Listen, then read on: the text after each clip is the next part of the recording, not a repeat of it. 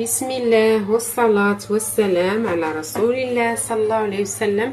اليوم ان شاء الله غادي نديرو هاد بحال خبز ساندويش اولا طاكوس بطريقه سهله وسريعه، كيجينا بهاد الشكل بحال شكل الزيتين، لذيذ بزاف بلا ما نزيد نطول عليكم. حتى من الداخل كيجي معلك ولذيذ كيف كتشوفوا معايا، بلا ما نزيد نطول عليكم. فرجه ممتعه. نبداو على بركه الله. اول حاجه غادي نحتاجو جوج كيسان ديال دقيق فينو، من الاحسن يكون مغربل، وجوج كيسان ديال الدقيق الابيض. عندي هنا معلقه كبيره ديال السكر الخشن، ومعلقه صغيره ديال خميره الخبز، الخميره الفوريه. هنا عندي معلقه صغيره الملح، وربع ملعقه صغيره ديال خميره الحلوى. غادي نديرو هاد المكونات في شي هكا، في شي بول ولا في شي بانيو. بسم الله. غادي نديرو دقيقه الفينو اولا دقيقه السميده الرقيقه، وجوج كيسان ديال الدقيق. من الاحسن تغربلوه باش نحيدو دوك الكويرات الصغار اللي تيكونوا فيه. غادي نزيدو ربع ملعقه صغيره ديال خميره الحلوى، وملعقه صغيره ديال الملح، وهذا غادي نخليه جانبا. غادي ناخذ هاد السكر سنيده معلقه، ومعلقه صغيره ديال خميره الحلوى، وغادي نزيد عليهم الماء. هنا عندي الماء دافي، غادي نزيد قياس واحد 3 المعالق هكاك، غير بما نخلطهم اولا 4.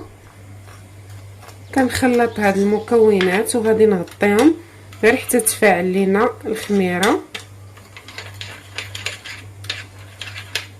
وغادي نكملوا الوصفه. غادي نغطيوها من الاحسن، غادي نغطيها واحد 5 دقائق بما تبان لينا تفاعلات، ونكملوا.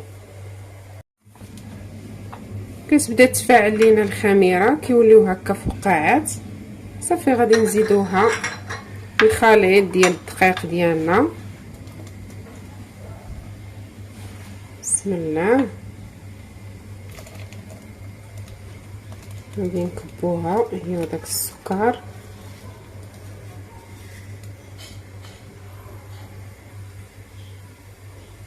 وغادي نزيدو واحد نص كاس ديال زيت الزيتون.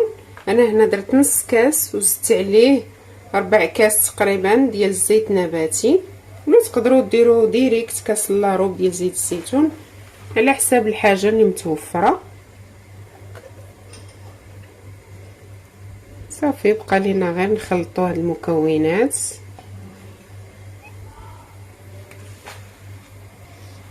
عندي هنا كاس ديال الماء، غادي نكب في الاول غير نص ديال الكاس، وغادي نخلطوا هاد المكونات. وغادي نديروا اليد غير في الاول كنخلطوا هكا. انا زدت نص كاس اللي بقى ليا ديال الماء، يعني في المجموع درنا كاس واحد ديال الماء. كنجمعوا العجينه ديالنا، راه كتجي رطبه كيف كتشوفوا، غير جمعتها. وغادي ناخذ واحد الكيس بلاستيكي وغادي نغطيوها، غادي نخليوها على الاقل واحد نص ساعه ولا ساعه بما نوجدوا الحشوه ديالنا، وديك الساعه غادي نكملوا باقي التحضيرات. بالنسبه للدجاج غادي نقطعو هكا واحد القطع اللي طوال بهذا الشكل. اول حاجه غادي نزيد عليه تقريبا واحد ملعقه صغيره ديال الخل ابيض، ونصف ملعقه صغيره ديال صوص صوجا باش يجينا هاد الدجاج فتي ورطب. غادي نخلط هاد المكونات. شنو غادي نزيدو عليهم؟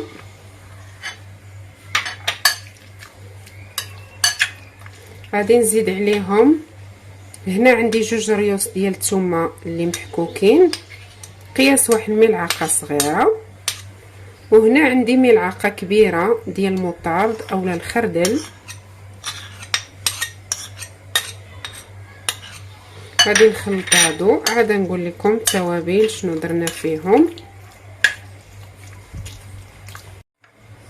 بالنسبه للتوابل عندنا هنا نصف ملعقه صغيره الملح، حيت ديجا درنا المطارد مالح.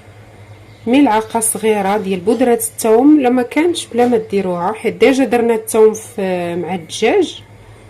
وبودره البصله حتى هي معلقه صغيره الا كانت متوفره، راه كيكونوا عند العطار. وهنا عندي ملعقه صغيره ديال البابريكا اولا التحميره، وربع ملعقه صغيره ديال الفلفل الاسود. بالنسبه لهاد بودره الثوم وبودره البصل بزاف كيسولوا عليهم، راه كيكونوا في المتاجر في قريعات صغار تلقاوهم مع التوابل. غادي نزيدهم مع الدجاج وغادي نخلطو مزيان ونخليوه على الاقل واحد نصف ساعه ولا ساعه اقل حاجه، حتى كيشرب لينا هاد الدجاج توابل مزيان باش يجينا بنين وفتي. غادي نخلطو مزيان ونغطيوه بواحد الكيس بلاستيكي ونخليو هاد المقادير يطلقوا في بعضياتهم. نتلاقاو من بعد. بالنسبه للدجاج اللي رقدناه ودرناه هنايا حتى داز عليه تقريبا واحد الساعه، غادي نقليوه. درنا هنا المقله ديال الزيت كيف كتشوفوا، درت تقريبا واحد 2 معالق حتى 3 د الزيت، وغادي نبداو نديرو الدجاج باش يتقلى لينا. بسم الله.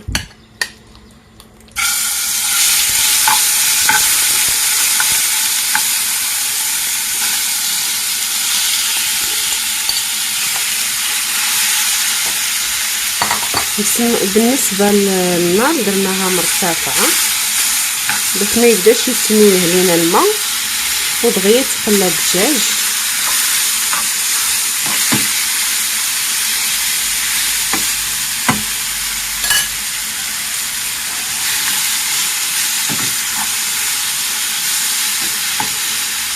غادي نحركو هكا نبدا نقليو فيه حتى صافي كيتقلى لينا. الا كانت العافيه مجهده كتعاون باش يطيب لينا الدجاج دغيا وما يبداش يطلق لينا في الماء.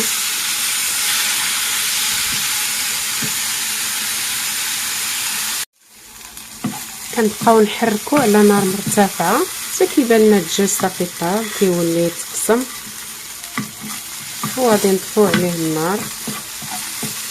كيف كتشوفوا معايا الدجاج صافي راه طاب، ها هو راه كيتقسم بسهوله.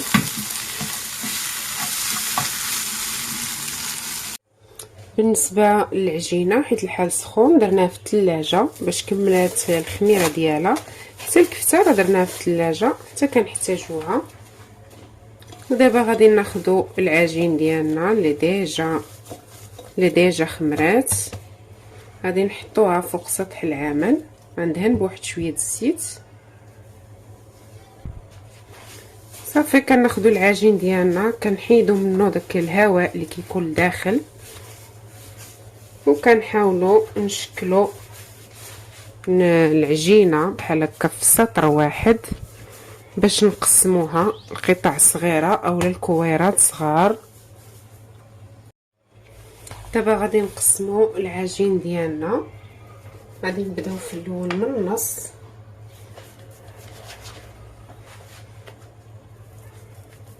مع درناها في الثلاجه. دابا العجين كتكون لينا بارده، تقدروا تخليوها ترتاح ولا حتى نقسموها عاد نخليو هاد العجين ترتاح.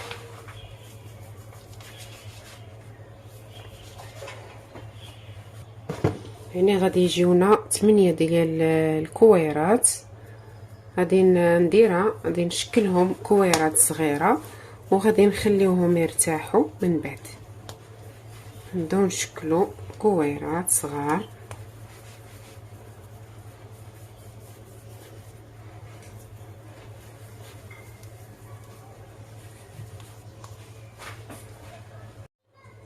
بالنسبه للعجين غادي نغطيوها بكيس بلاستيكي ونخليوها حتى ترخى شويه ترتاح مع الثلاجه راه باقا بارده وقاصحه. غادي نخليوها غير حتى ترتاح شويه، واحد 5 دقائق حتى 10 دقائق، ونشكلو كويرات. بالنسبه للعجين خليناه يرتاح، غطيناه بكيس بلاستيكي، وغادي نوجدو صلصه الفرomاج اللي سهله بزاف. هنا عندي 2 كيسان ديال الحليب و2 معالق كبار ديال المايزينا. وبالنسبه للتوابل غادي نحتاج ملعقه صغيره ديال الملح، ربع ملعقه صغيره البزار، وملعقه صغيره ديال الثوم. بالنسبه للزبده الا كانت متوفره نديرو 2 معالق، ما كانتش متوفره غادي ندير دابا انا هنا ملعقه كبيره ديال الزبده وملعقه كبيره ديال الزيت. غادي نحتاجو 3 المثلثات ديال الفرماج، وتقريبا معلقه كبيره ديال الفرماج حمر باش يعطينا، ولا اي نوع ديال الفرماج باش يعطينا البنه لهاد لاصوص. غادي ناخذوا 2 كيسان ديال الحليب، وغادي نزيد عليهم ملعقه كبيره ديال المايزينا، نزيدوا التوابل. غادي نخلطوا هاد المكونات مزيان، وغادي نحطوها فوق النار.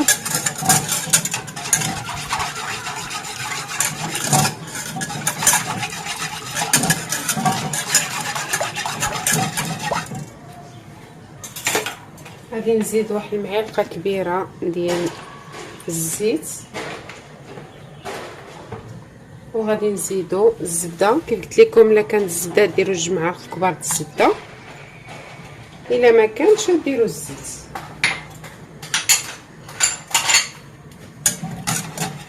غادي نخليو حتى تذوب لينا هاد الزبده والزيت وتبدا تعقاد لينا.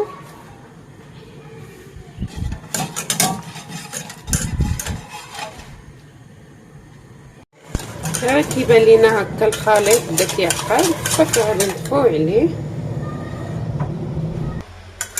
كيف كتشوفوا معايا الخليط راه عاقد. غادي نزيد عليه واحد المعلقه كبيره ديال الفرماج حمر، وغادي نزيدو 3 ديال المثلثات ديال الفرماج، وغادي نحركو مزيان حتى كيذوبوا غير في هاد السخونيه ديال لاصوص. لا ما نحتاجو نخليو فوق النار. غادي نخلط مزيان حتى يذوب لينا.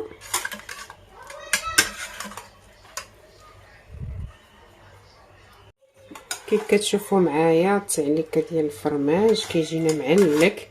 دابا غادي نخلطوه بالدجاج. بالنسبه للدجاج دابا راه برد لينا، غادي نزيد عليه هذيك لاصوص ديال الفرماج كامله، وغادي نخليو هاد الفرماج شي يبرد لينا. عاد غادي نديروه في الوصفه. غادي نخلط هاد، نجيب لي العاقه، غادي نخلطو الدجاج مع هاد لاصوص مزيان، وغادي نخليوه حتى يبرد باش نديروه في العجين ديالنا. هكا كيجينا هاد الحشوه كتجينا معلكه رائعه جدا.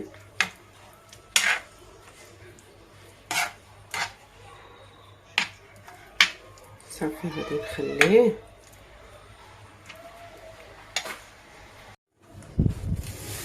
غادي ناخدو الكويره الاولى، وغادي نسرحوها هنا في سطح العمل. غادي نبسطوها، نقدروا نجيبو مدلك باش تجينا ساهله في التسراح وتبقى مقاده. كنسرحو هكذا هاد القريصه ديالنا بهذا الشكل. غادي ناخذوا النص ديال هاد الفطيره ولا هاد العجينه، غادي ندهنو بلاصوص. دهنوا لاصوص اللي بغيتو. انا هنا عندي كيتشاب ومخلطه مع الهريسه، كيجي واحد المذاق اللي زوين. غادي ديروا نتوما لاصوص اللي بغيتو.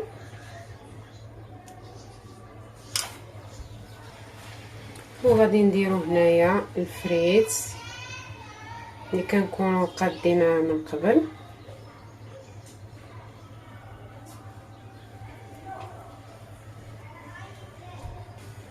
غادي نديرو الدجاج اللي خلطناه مع الفرماج. اللي كيجينا معلق، كيجي واحد المذاق اللي هو رائع جدا. غادي نزيدو هكذا، نديرو الكميه اللي مناسبه، نزيدو هذا الفرماج حتى هو. بالنسبه للجوانب غادي ندهنهم بواحد شويه بالماء غير هكا من الجوانب، وغادي نسدوها، وغادي نبداو نطرقوا هاد الجناب بالاصابع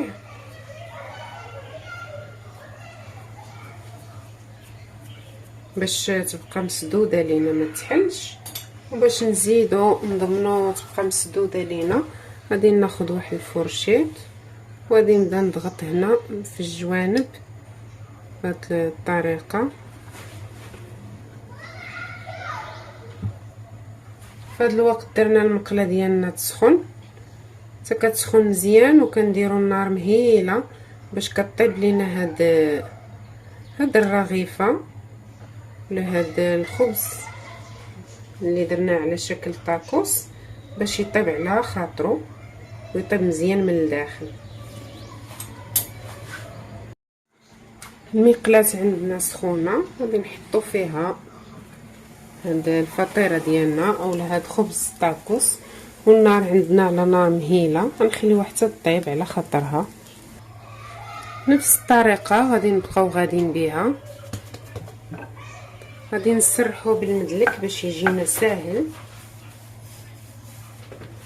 كنشكلو على شكل مستطيل،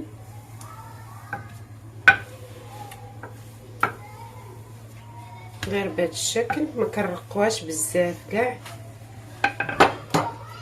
وكنديرو في النصف ديال هاد العجينه نديرو النص فيها لاصوص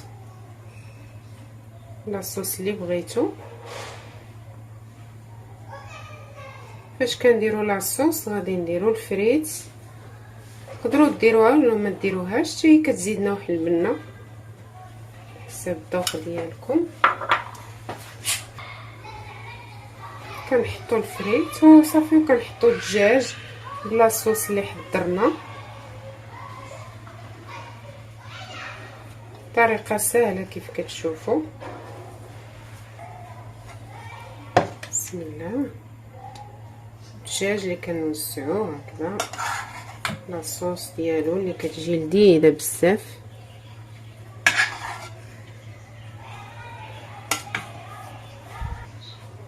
وكنفزقوا هاد الجوانب بالماء باش يسهل علينا نلصقوا العجينه.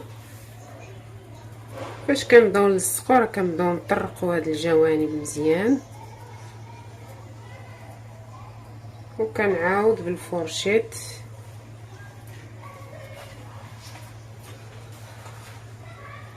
ما بقى لينا غير نديروها حتى هي في المقله، وغادي نبقى غادا بهاد الطريقه حتى يطيبوا لينا كاملين.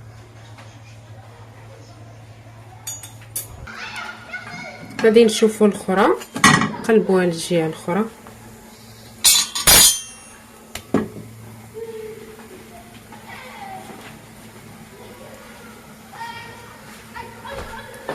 غادي نحطوا هذه حتى هي حتى طيب. كنبداو نطيفوا فيهم شويه بشويه، كنقلبوهم من هذه الجهه والجهه الاخرى حتى صافي كيطيبوا. غنبقاو هكا مقابلينهم حتى يطيبوا. غادي تشوفوا معايا الشكل النهائي ديالهم. وصلنا لنهايه الفيديو. هذا هو الشكل النهائي ديال هاد الطيبيطات ديالنا ولا الخبز اللي شبه الطاكوس، اللي كيجينا ساهل بزاف كيف كتشوفوا. كيجيونا في المنيضر زويونين، وحتى في المذاق كيجينا لذاذ بزاف. انا غادي نحلو معكم وحده باش تشوفوا من الداخل كي كيجينا معلق كيف كتشوفوا. ديك الحشوه رائعه جدا ديال الدجاج وطايب، كتجينا بنين، كيجي بنين بزاف.